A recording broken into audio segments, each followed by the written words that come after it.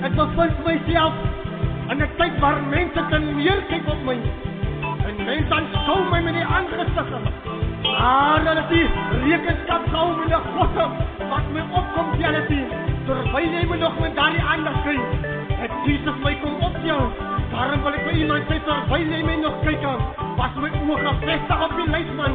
En waar jy my nog aanskou, as ek nie meer nie, daarom kan ek sê, hy kan alleen, julle soek, maar, julle soek vir my, daaronder in die kapelijn, maar my kind is